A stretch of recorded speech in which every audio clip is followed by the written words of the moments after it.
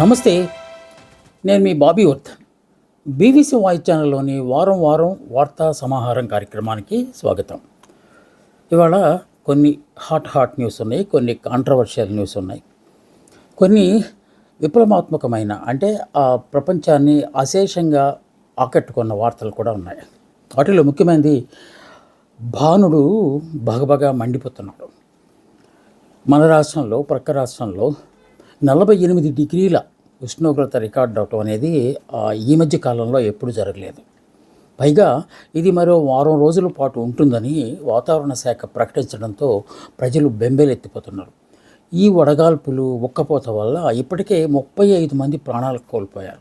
సాధారణంగా human loss అంటే ప్రాణాలు కోల్పోవడం అనేది తగ్గించడానికే ఆ ప్రభుత్వాలు కానీ లేకపోతే సంబంధిత శాఖలు కానీ ప్రయత్నాలు చేస్తాయి. అయినప్పటికీ ఈ వేడి అనూహ్యంగా వచ్చింది కనుక ఎంత స్థాయిలో ఉష్ణోగ్రతలు రికార్డ్ అవుతాయని ఊహించలేదు కనుక వాళ్ళు చనిపోతున్నారు.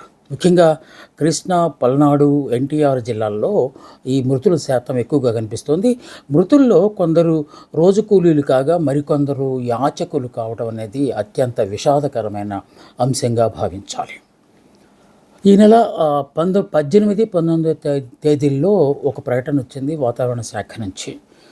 ఈ వారం 10 రోజుల పాటు విపరీతమైన వేడి వచ్చే అవకాశం ఉంది కనుక 10 గంటల తర్వాత బయటికి వెళ్ళొద్దు, అలాగే 4 గంటల లోపు బయటికి వెళ్ళొద్దని ఒక హెచ్చరికలు జారీ చేశారు. రకరకాల అలర్ట్లు కూడా ప్రకటించారు. కొన్ని జిల్లాలకైతే రెడ్ అలర్ట్, అంటే అసలు ఏమాత్రం బయటికి వెళ్ళడానికి వీల్లేని పరిస్థితులు అవి.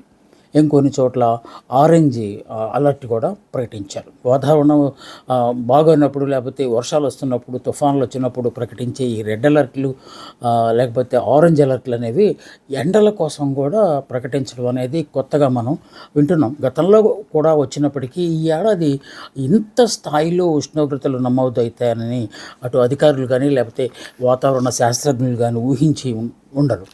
పైగా ఇది 28వ తేదీ వరకు కొనసాగే అవకాశం ఉందని చెప్పి వాతావరణ శాఖ చెప్పడంతో ఇంకొందరు మరింత భయపడుతున్నారు. ఎందువలనంటే 28వ తేదీన రోహిణి కార్తె వస్తుంది. సాధారణంగా రోహిణి కార్తె అంటే ఉండే ఒక ఊహ ఏంటంటే రోహిణిలో రాళ్ళు కూడా పగిలిపోతాయి. అంటే ఇప్పటికే వాతావరణం 48 డిగ్రీస్తో బెంబేలెత్తిస్తూ ఉంటే 28 తర్వాత రోహిణి వస్తే అప్పటి పరిస్థితి ఏంటి అని చెప్పి మరింత భయాందోళనలకు గురవుతున్నారు.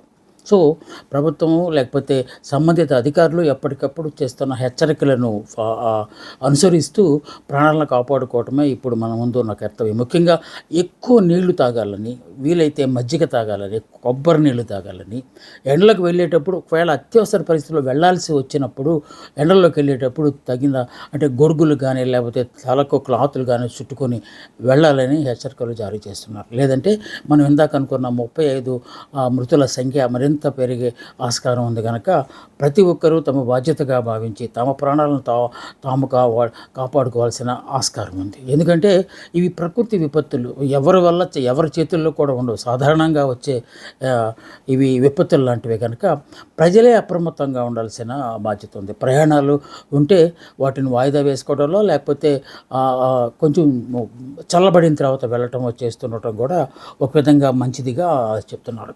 రాష్ట్రంలోని దాదాపు సగం జిల్లాలకు పైగా ఇదే వాతావరణం కొనసాగుతుంది. పల్నాడులో ఎప్పుడు అక్కడే అంటే రెండచింతల, ఇలా పిడుగురాళ్ళ ఇలాంటి ప్రాంతాల్లో వాతావరణం ఎప్పుడు వేడిగా ఉంటుంది. కానీ ఈసారి ఇప్పుడు ఈ మే నెలలో 48 డిగ్రీలకు స్థాయిలో ఉందంటే సాధారణంగా గల్ఫ్ దేశాల్లో 48 to 50 దాకా చేరుతూ ఉంటుంది.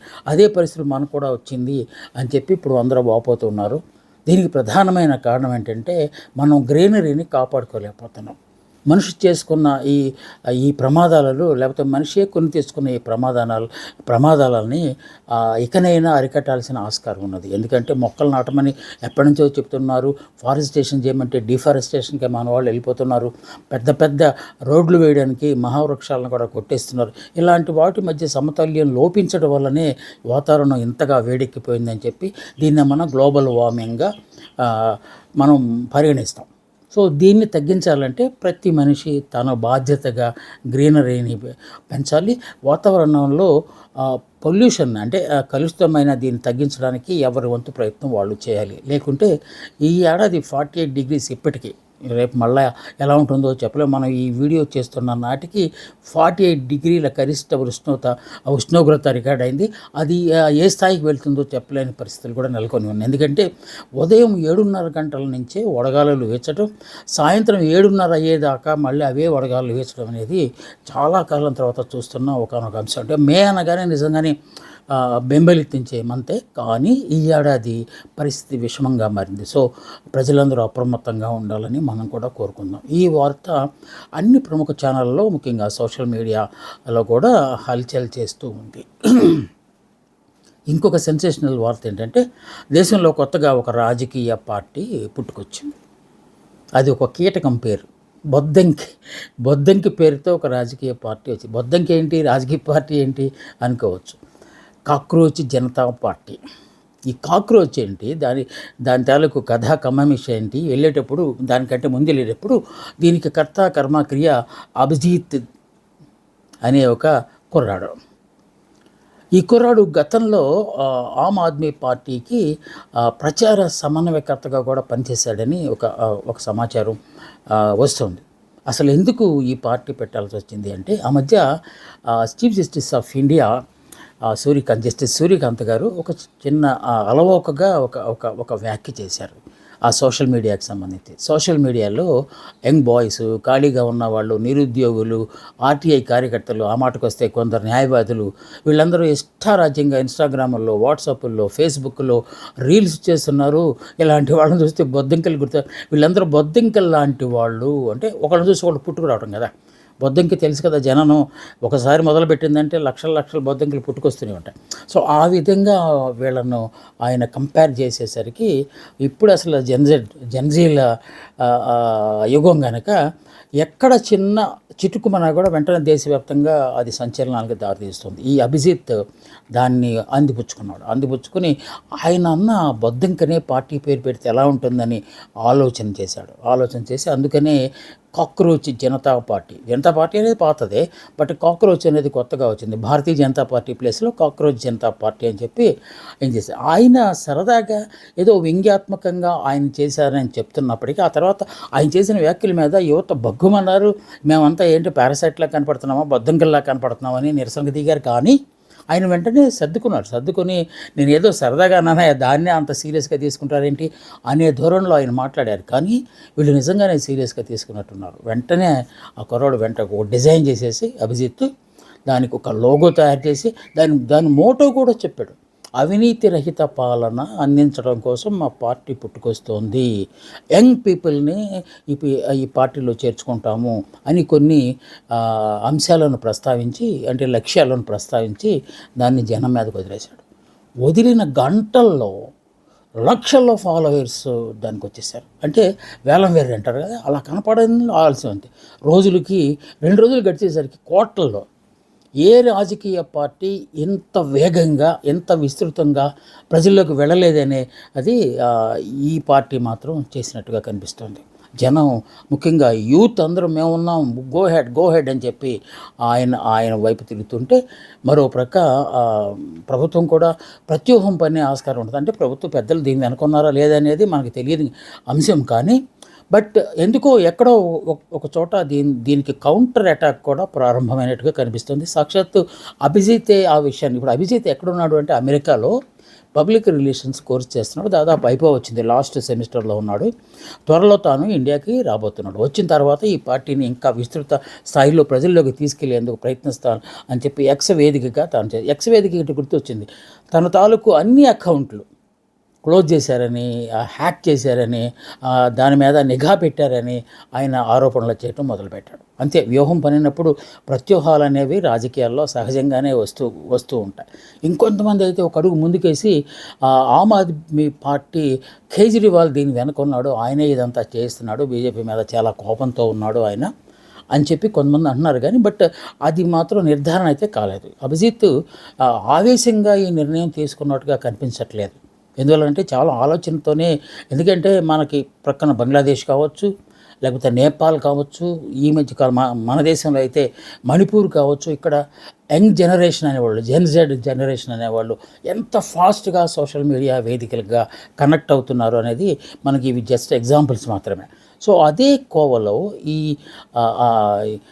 ఇది మన కాక్రోచ్ జనతా పార్టీ కనుక ప్రజల్లోకి వెళ్ళిపోతే ఎలా ఉంటుంది అనే దాని మీద ఇప్పుడు విశేషమైన చర్చ జరుగుతుంది దేశవ్యాప్తంగా. ఈలోపు అతను మళ్ళా ఇంకో ఎక్స్ వేదికగా ఇంకోటి చెప్పాడు, నా అకౌంట్లన్నీ క్లోజ్ చేశారు, నాకు థ్రెటన్స్ వస్తున్నాయి, నువ్వు గనక ఈ ఈ సిపిజే పార్టీని మూసేసి బీజేపీలో కలపకపోతే నీ ప్రాణాలు తీస్తాము అని నాకు బెదిరింపులు వస్తున్నాయని చెప్పి కూడా దానిలో ఎంతవరకు వాస్తవం ఉందో తెలియదు. కానీ మొత్తానికి ఆయన ఆవేదనను లేకపోతే ఆందోళనను ఆ విధంగా వ్యక్తం చేశాడు. దీనివల్ల మరింత మంది ఆ పార్టీ వైపు ఆకర్షితులయ్యే అవకాశం కూడా కనిపిస్తుంది. ఎందుకంటే ఆయన ఒరిజినల్గా స్ట్రాటజిస్ట్, వ్యూహకర్త. ఏది మనం అనుకున్న ఇందాక ఆమ్ ఆద్మీ పార్టీకి పనిచేశాడు కనుక, సో అదే కోవలో ప్రజల్ని మమేకం చేసుకోవడానికి ఏం చేయొచ్చు అనే దాని మీద ఆయన ఒక మంచి ఆలోచన ఆయనకు ఉన్నట్టుగా కనిపిస్తుంది. ఆయన చివరిగా అంటే లేటెస్ట్గా ఆయన చేసిన ఒక ప్రకటన ఏంటంటే, నేను నా కోర్స్ చేసుకుని వస్తున్నాను, ఇండియాలో అడుగు పెట్టగానే ఎయిర్పోర్ట్లో నన్ను అరెస్ట్ చేస్తారు, కావాలంటే చూడండి అని చెప్పి ఇంకొక మాట కూడా అనేశాడు. కొంతమంది మంత్రులు పేర్లు కూడా ఆయన చెప్పే ప్రయత్నం చేశాడు. బట్ ఇవన్నీ నిర్ధారణ లేని అంశాలు కనుక ఆ పేర్ల జోలికి మనం వెళ్ళట్లేదు. బట్ మొత్తానికి దేశంలో ఒక సంచలనంలాగా ఈ కాక్రోచ్ జనతా పార్టీ అనేది ప్రస్తుతం ప్రజల్లోకి వెళ్తుంది, జనం నోళ్ళలో ఎక్కువగా నానుతోంది. ఇది ఏ మలుపు తిరుగుతుందో లేకపోతే ఇంకెన్ని సంచలనాలు సృష్టిస్తుందో మనం చూడాలి. ఈ వార్త కూడా అటు సోషల్ మీడియాలో ఇటు మెయిన్ స్ట్రీమ్ మీడియాలో విపరీతమైన ట్రోలింగ్కి గురవుతుంది, హల్చల్ చేస్తోంది. ఏదో దేశభక్తులు లేకపోతే ఇంకొకటి రాక ఆ కోణాన్ని కూడా తీసుకునేలాగా కనిపిస్తుంది. మొత్తానికి ఇది ఎన్ని మలుపులు తిరుగుతుందో మనం వేచి చూడాలి. ఇంకొక ముఖ్యమైన అంతర్జాతీయ వార్త, కామ్రేడ్లు కలిశారు, షేక్ హ్యాండ్ ఇచ్చుకున్నారు, లాల్ సలాం చెప్పుకున్నారు. ఎవరు అనుకుంటున్నారా? China, Russia. మన ఈ మధ్యకాలంలో రష్యా అధ్యక్షుడు పుతిన్ చైనా వెళ్ళారు. చైనా వెళ్ళిన నేపథ్యంలో అక్కడ అధ్యక్షుడు, ఇక్కడ పుతిన్, వీళ్ళిద్దరూ వాళ్ళకి మంచి ఈయనకి పుతిన్కి అపూర్వమైన స్వాగతం అక్కడ లభించినట్టుగా తెలుస్తుంది. వాళ్ళిద్దరూ అనేక అంశాలను మాట్లాడుకున్నారు. ముఖ్యంగా అమెరికాకు సంబంధించి ఇద్దరు జాయింట్గా దుమ్మెత్తిపోశారు. అమెరికా అనే దేశం ఏమనుకుంటుందో అర్థం కావట్లేదు. తన చిత్రాధిపత్యాన్ని ప్రపంచం మొత్తాన్ని ఏలానని అనుకున్నట్టుగా కనిపిస్తుంది.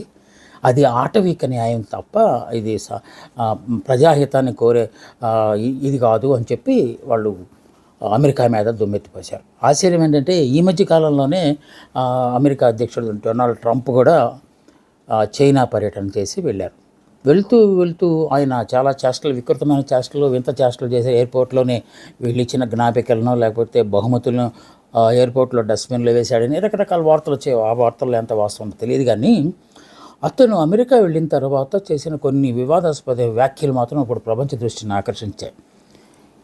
తైవాన్ విషయంలో చైనా ఏదో ఉత్సాహాన్ని చూపుతుందని, అది చైనా వాళ్ళు తీసేసుకుంటే క్యూబాని నేను తీసేసుకుంటాను అంటే ప్రపంచాన్ని పంచుకోవటం ఆయన వల్ల అయినట్టుగా ఆయన వ్యాఖ్యలు చేశారు. సో ఇవన్నీ దృష్టిలో ఉంచుకొని ఇప్పుడు చైనా, రష్యా అధ్యక్షులు ఇద్దరూ కలిసి మాట్లాడుకున్న అంశాలను కనుక మనం చూస్తే అనేకమైన అంశాలు వాళ్ళ మన డైలాగులో అంటే వాళ్ళ చర్చల్లో భాగమయ్యాయి. వాటిల్లో అన్నిటికంటే ముఖ్యమైనది ఏంటంటే అమెరికా నియంతలా వ్యవహరిస్తోంది. అమెరికా నియంత్రణతో పోకడలిపోతుంది. ప్రపంచాన్ని మొత్తాన్ని తన గుప్పిట్లోకి తీసుకురావాలని ఉర్రూతలూగుతోంది. సో ఈ పరిస్థితిని మనం కొనసాగించడానికి వీల్లేదు. ఏ దేశం అయితే ఆ దేశం మీద పడిపోవడము, ఆ దేశంలో నాకు కావాలి, పలాంది కావాలని అడగటము, ఇలాగా చూస్తుంటే ఇదేదో ఆటవిక పాలనలాగా కనిపిస్తుంది అమెరికా ధోరణి చూస్తే అని చెప్పి వాళ్ళిద్దరూ చాలా జిన్పింగ్ అండ్ పుతిన్ చాలా విషయాలను ఆ సందర్భంగా మాట్లాడుకున్నారు.